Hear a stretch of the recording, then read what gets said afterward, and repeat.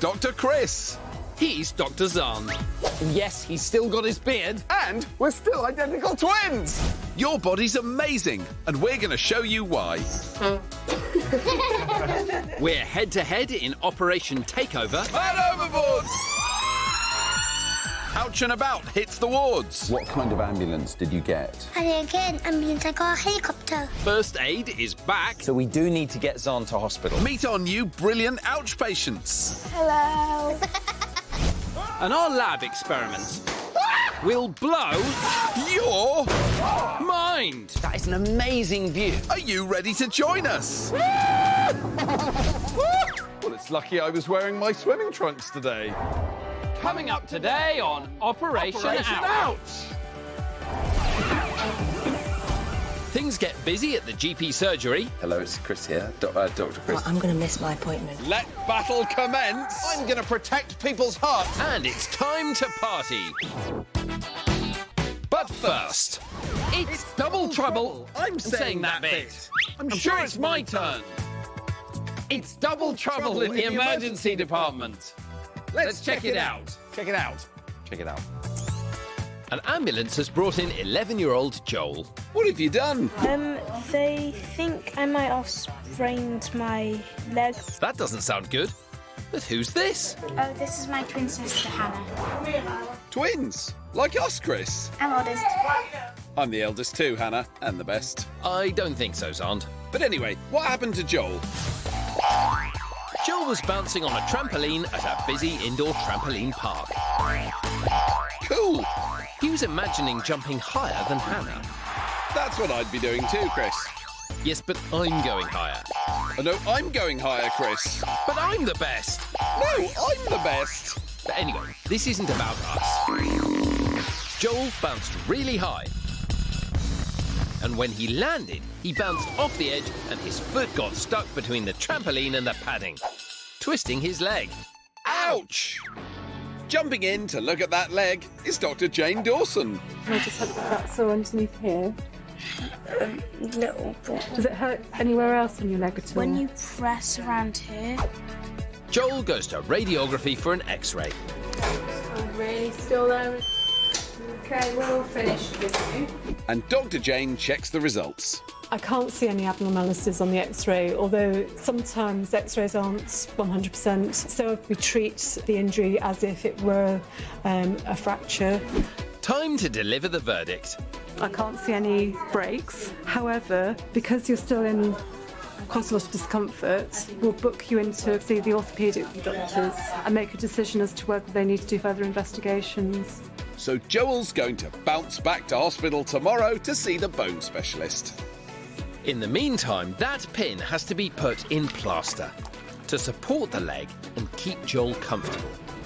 Find out later how Joel gets on. Did you know your skull is actually made up of 22 separate bones? That's amazing! And now to our lab. It's time for some big body experiments. Some of them gory. This is not for the squeamish. Some extreme. It's freezing! So are you ready? Just don't try anything you see here at home. Today, we're looking inside your head. Your brain controls pretty much everything going on in your body, so damaging it can be serious. Now, unluckily, it's very fragile, but luckily, our brains have some super protection. That's right, Chris. I am Maximus Brainius Protectoris, leader of the 9th Legion, conqueror of Rome, protector of brains. Xand, I was thinking more along the lines of this. Oh. Took me ages to get all this on. Now, this is a real human skull. Your brain is so important that your skull has a special safety system installed in it. That's right, brain gladiators. No, Xand, it is a clear, colourless liquid called cerebrospinal fluid. It acts as a cushion to protect your brain, and there's not much of it, about the same amount as the water in this jar. And to show you how it works, we're going to need to break some eggs. Imagine this jar is your skull, and I'm putting these eggs in to represent your delicate brain. What would happen to the brain in this skull without any cerebrospinal fluid? Xand, shake the skull. Well, as you can see, your brain would be seriously damaged. But what happens if the jar is full of water, just like the cerebrospinal fluid inside your skull? The eggs remain intact, and so does your brain, because the cerebrospinal fluid fills the gaps between it and your skull. Do you concede defeat, Xand? The cerebrospinal fluid has vanquished me. And as well as cerebrospinal fluid, your brain has another amazing piece of super protection. We're talking about the cranium. The dome of the skull that protects the brain. And we're going to show you how. I think it's time I retired from being a gladiator. Yes, Xand, white coat's on. As you can see here, the average thickness of this part containing the brain is only about ½ a centimetre.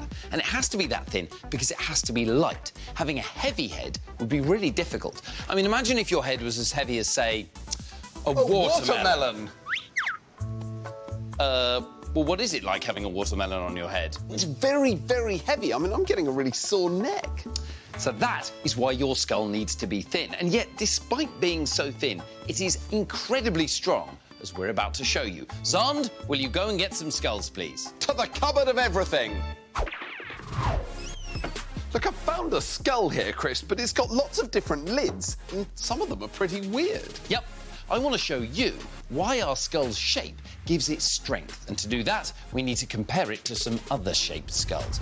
We've got a model skull with a traditional top, one that's flat, and one that's spiky. And to see which skull is the strongest, we need some kind of smashing device. Oh, well, we could always use my drop rig. It's right there. I call him Smashy. Nice one, Xand. That looks perfect. We're going to drop a set weight onto the top of each skull, starting from a height of 15 centimetres, to see if it smashes. Let's see which shape fares best. Ready, Xand? Release the smasher. Smashy.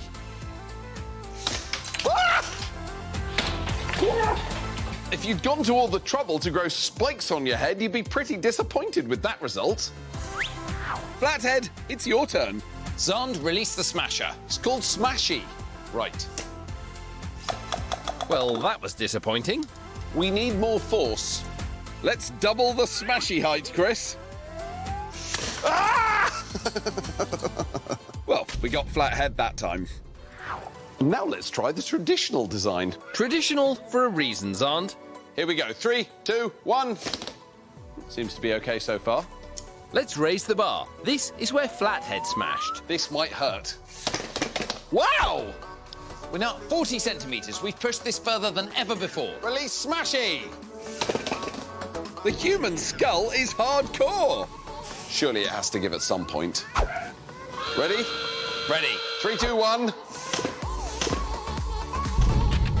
Oh, dear. So we've shown you that your extremely important, very special brain is protected in not one, but two ways. Firstly, by a layer of cerebrospinal fluid providing a safety cushion. And secondly, by your skull. Despite being only 6.5 millimetres thick, your skull is the perfect brain protector, thanks to its shape. Chris, I've come to say goodbye. Goodbye? I thought you'd retired from gladiatorial combat after your humiliating defeat by the cerebrospinal fluid. Well, yes, I had retired, and then I realised there was another body part I could protect with my gladiatorial skills. People's hearts. I will travel throughout the land wherever people cry out. Off I go. You'll never see me again. Da-da-da-da. The heart's protected by the rib cage.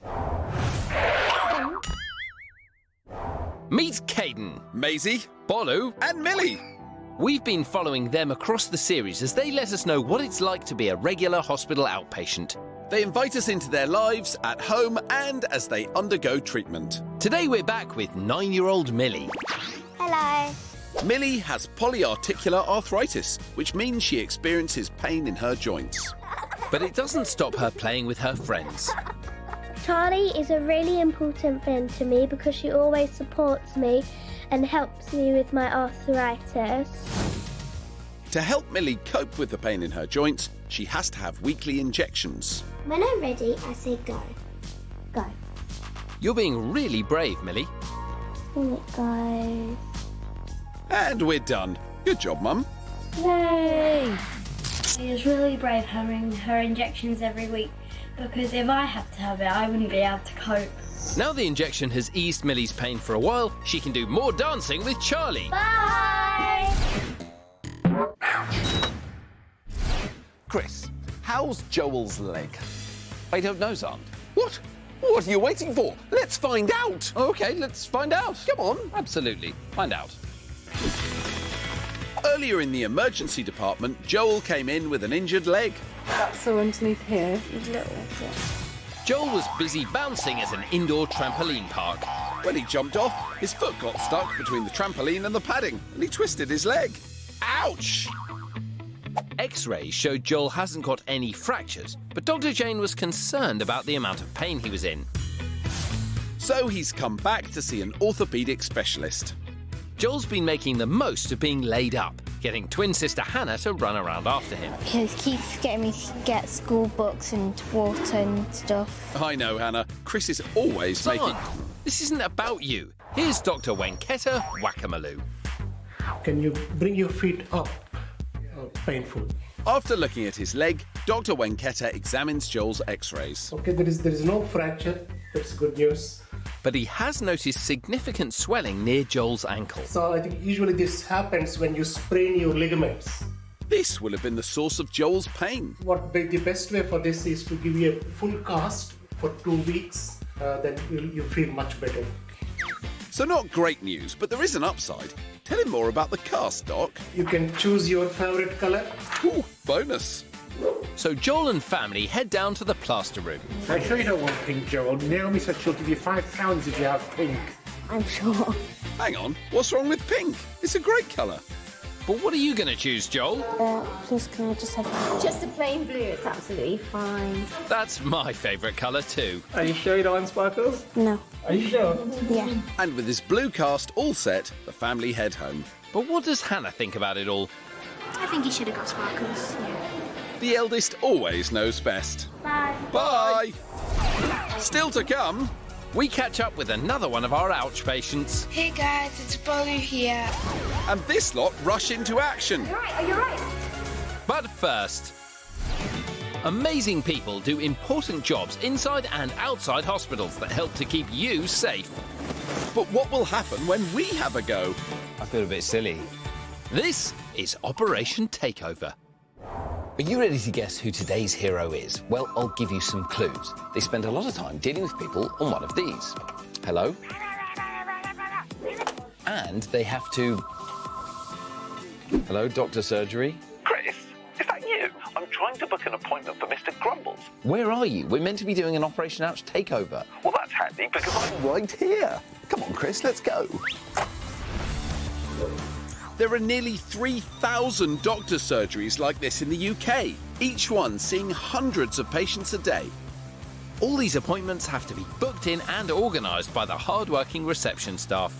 We're about to take over the job of today's hero, reception manager Vasanti. Vasanti speaking, how may I help you? Vasanti's busy reception receives around 150 phone calls every day. You are, for lots of sick people, the first person they encounter, and you are trained to make a decision about how they get help. Reception staff have to try and extract as much information as they can from the patient, and then it's for us to decide, does this person need to see a doctor? Is it something the nurse can deal with? What are the most important skills to have as a receptionist? It's being able to use your own initiative. It's difficult dealing with challenging patients. Do they get annoyed at you? They do. We are the first port of call, and they seem to take all their frustrations out on the reception staff, yes. Yikes, Chris. I think we ought to get some training. The first thing is obviously greeting the patients. I would, for example, say, good morning, Vasanti speaking. How can I help you? Great. We've also got to get to grips with the appointment system. Got it, Xand? Which button was that? This is tricky. We've seen just how important and challenging the job of a GP receptionist really is. But will our attempts to do it be met with a frosty reception? It's time for us to take over as surgery receptionists. We're going to be judged on prioritising appointments or triage, organisation, and our manner when dealing with patients. Dr. Xand's cure-all house of wonder. We can fix you. And no, that is. What are you doing? What are you doing? I'm just practicing my phone manners. We'll each have 4 fake patients to deal with. First up is a phone call. Hello? Hello, is that the doctor's surgery? Yes, it is. Yes, sorry, this is the doctor's surgery, and it's Dr. Chris speaking. Oh, I'm not happy how he answered the phone there. Oh dear, Chris, that's not a good start. OK, Xand, let's see how you do. GP surgery, Xand speaking. How can I help you? I need to see a doctor urgently today, please. Could I get your date of birth, please? Well done, Xand. You got important patient information. Now, would an appointment at 11:48 this morning be okay? He's just offering the appointment without finding out what the medical reason is. It's the only appointment left of the day, which is gold dust. Watch and learn. What is the problem? I feel really, really unwell. I just need to see a doctor today. It does sound like you should come in for an emergency appointment. Ooh, you sure that was an emergency, Chris? I don't know if I should have done that. Time for patient number 2. What can I do for you? I need to book an appointment. I have a very bad back pain. Uh-oh, the phone is ringing. I'm going to have to answer this call. Feeling the pressure, Xand? I'm sorry about that. He should have finished with the patient he was dealing with rather than answering the call. Do you mind if I just take this? I'm really sorry. Hello, it's Chris here. Dr. Chris here. Look out, Chris. Here comes patient number 3. I'm going to miss my appointment. What's your name? Serena Marquez. You're over an hour late for your appointment. I'm probably a bit late now because I've been standing in this queue for a minute. Yeah, Chris. So do you mind just waiting while I deal with this gentleman? I think he's feeling stressed now. I'll show you how it's done. If you have a seat, we'll get you in very shortly. I'm just going to deal with this gentleman, but you won't miss your appointment. She doesn't look impressed. Can you give me your full name, sir? He has asked the patient 3 times now for their name. So I think the best thing to do, I can make you an appointment in a couple of weeks. Okay, yeah, whatever. Yeah, it's fine. Finally, patient 4 arrives. She needs an emergency appointment. But we both filled all the available slots. I've been feeling really, really faint, and I've fainted for the last couple of days. This is why I need to see if he's going to prioritise. There are no emergency appointments left here today, so you can't see a doctor here today. If you have a seat, I will have a chat with the doctors and we will have to squeeze you in this morning. Wow, that was hardcore. Time for the verdict.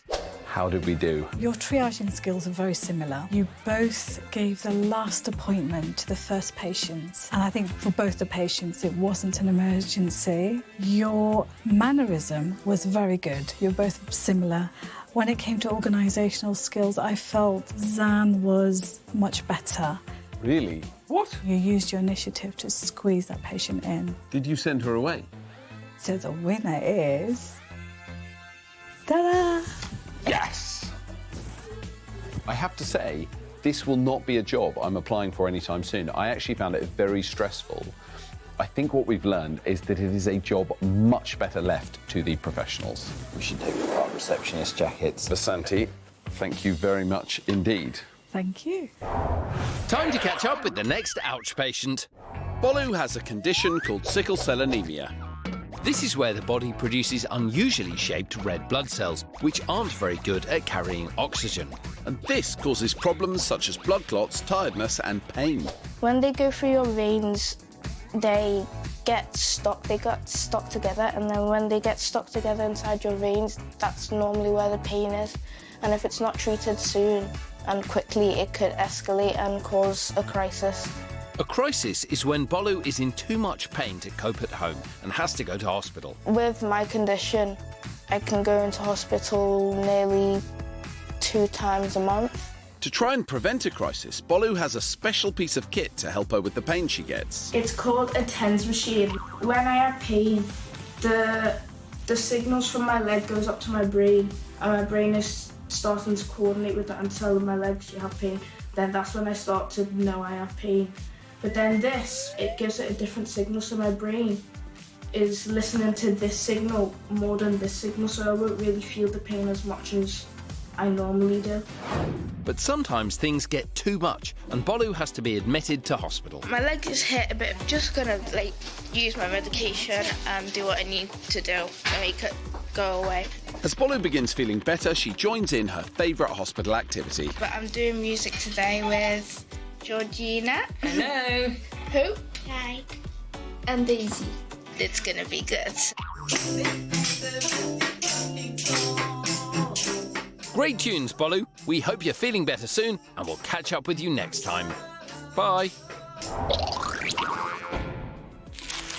Today is a very exciting day for me and Dr. Xand because we're having our birthday party! And as you can see, having a birthday party can be dangerous.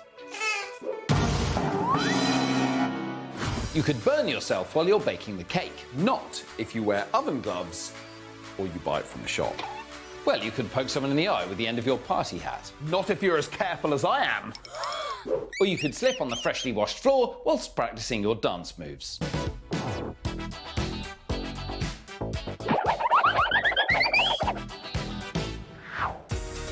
Right, Xand, come on, we've got to lay out the food for the guests.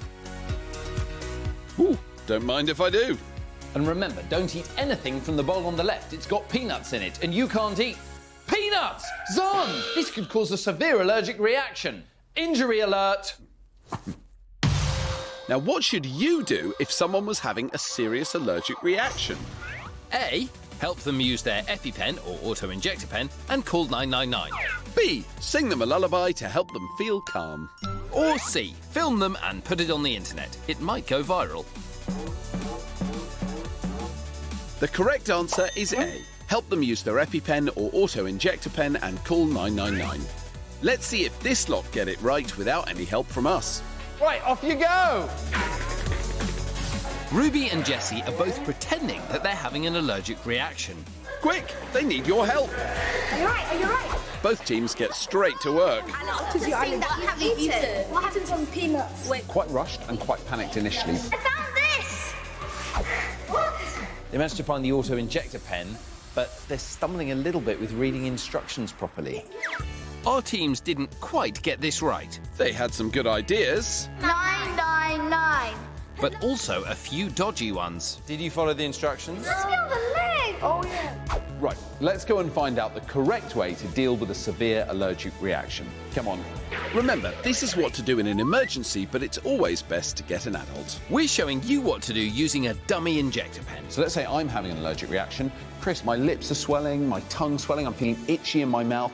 I'm actually finding it quite hard to breathe now, and I just feel terrible. I've got your auto-injector pen here. So I'd read the instructions, pull off blue safety cap, hold device 10 centimetres from the outer thigh, swing and jab orange tip firmly against outer thigh and listen for the click and hold in place for 10 seconds. So that's Xand's outer thigh, so that's about 10 centimetres.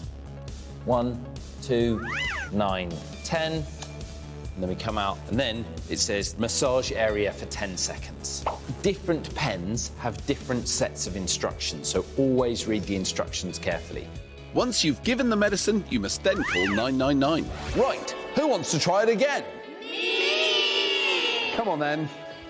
Are you okay? So, if you see someone with a rash, itchiness, swelling on their face, or having difficulties breathing, then it might be a severe allergic reaction, and you must find their auto-injector pen and help them to use it following the instructions. Call 999.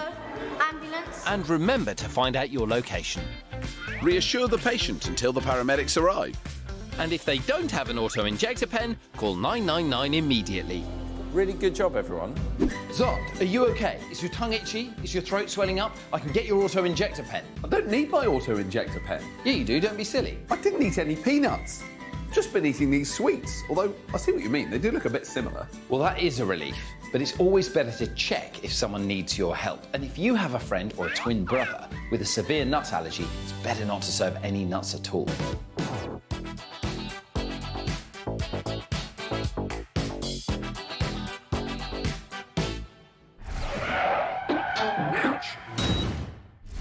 Call me nosy. You're nosy. That's not what I meant. Call me nosy, but I'm wondering what's happening in A&E. Well, let's find out. You're the nosy one. 4-year-old Corbin is in the Sheffield Accident and Emergency Department. What have you done, Corbin? I put gum in my nose. Put a diamond up your nose? No way! Yeah. Let's get the lowdown. Corbin was at home playing with his twin brothers Cole and Colby. What, more twins? Yep, Xand. Anyway, he spotted something sparkly on the table. Wow, Chris, it's 2 diamonds. I bet I know what happened next. Did he trade them in for a private jet and then zoom off to a tropical island and then order the biggest chocolate chip ice cream ever with extra sprinkles? No, Xand, they're not real diamonds. Oh. Corbin decided to balance them on the end of his nose to make his brothers giggle. Well, that is pretty funny. Well, it was, right up to the point where the diamonds toppled and one of them went right up his nose. Ouch! Ever had anything up your nose before? You've had something in your ears, haven't you? In your ear, too? It's never a good idea to shove anything up your nose or in your ears. Got it? Yeah. Perfect. Come on in, Dr. Tim Osborne. And what was it that you put up there? Diamond. Is it worth lots of money? Can I keep it? No. Nice try, Doc. Can I have a look up your nose then? Yeah. Well, I hope there's not too many bogeys up there. If it's a diamond or a fake diamond, normally you see a bit of sort of sparkling or see something in there. Fine, so I can't see it, which either means that it's come out Yeah. or that it's just quite far back. So what do we do if it's stuck, Doc? There's an old-fashioned way of trying to get it out. We cover up one of his nostrils, and you blow in his mouth. We'll try and fire it out. Sister Demi's not sure, but here's Mum to the rescue. Corbin's mum will cover up his right nostril with her finger and cover his mouth, leaving just his left nostril open. Then she'll blow as hard as she can. As the tubes for your nose and throat are all connected, the air will push into Corbin's throat and up through his nasal passages, firing out any blockages and snot out of his left nostril as it goes. Here it comes. I